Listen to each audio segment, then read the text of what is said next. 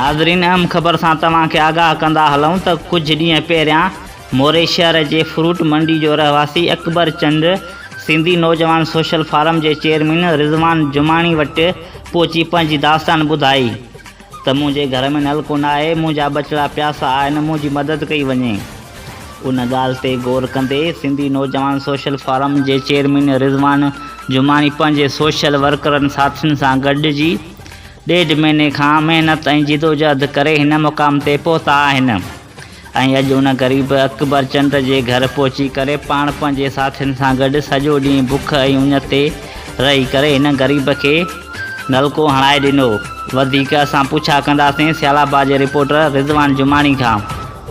पूरो 1.5 महीनो ये मोह मलाई आहे जंहिंमें असांजो साथ सरदार साईं बख्श बुरड़ो साहब ॾिनो आहे। सोशल एक्टिविटी जे हिसाब सां असांजो प्यारो भाउ मिस्किन जेको मुश्ताक कोराई साहब ऐं असांजो प्यारो भाउ जेको हींअर वक़्तु हिते मौजूदु न आहे, मेरापुर जो दोस्त आहे, सियालाबाद जो न्यूज़ रिपोर्टर आहे, असांजो अली हसन खाशकेली साहब, असांजो कारनामा टीवी जो रिपोर्टर आहे पंहिंजो अनवर अली सोलंगी साहब ऐं भाउ कोऑर्डिनेटर जेको आहे NPP पंहिंजो बि राज़ी खान जतोई जो वकास गबोल साहब ऐं कामरान चांडियो साहब, सोलंगी साहब, जहांज़ेब नवल साहब, जिन जो दोस्तनि जा मां नाला नथा अचनि, मां उन्हनि खे ॿाहूं ॿधंदुसि त मूंखे माफ़ु कनि, छो जो असां सुबुह खां वठी राति थी वई आहे इन जिदोजहद में असां निकितल आहियूं ऐं इन जिदोजहद में तव्हां दोस्तनि खे मुबारकूं हुजनि।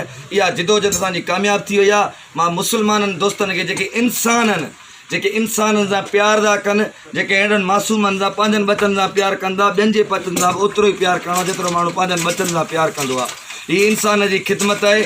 इमाम हुसैन अलैहिस्सलाम असां जे लाइ शहादत माणी ऐं जेको आहे पंहिंजा बच्चा हेतिरा मासूम अली असगर जेको हथनि ते कुआया, प्यासा कुआया ऐं असांखे उन्हनि जो दर्स जेको आहे मिलियल आहे ऐं असां उन्हनि जो दर्स पढ़ंदा आहियूं। असां उन दर्स ते था हलूं, इंसान ज़ात जी ख़िदमत कयूं। असां ते फ़र्ज़ु इहो आहे जे इंसानु ॾेई नथो सघे त ॾुखाए बि न। असां हिन मासूमनि जे तव्हां हींअर चेहरनि ते ॾिसी सघो था त केतिरी ख़ुशीअ जी लहर आहे। हिननि जो बाबा साईं जेको आहे उमिरि वॾी आहे हुनजी, हू कमाए मोलाई नथो सघे। नलके में जेको आहे सो ईअं सम्झो 15 खां 17 हज़ार ताईं ख़र्चु थी वियो।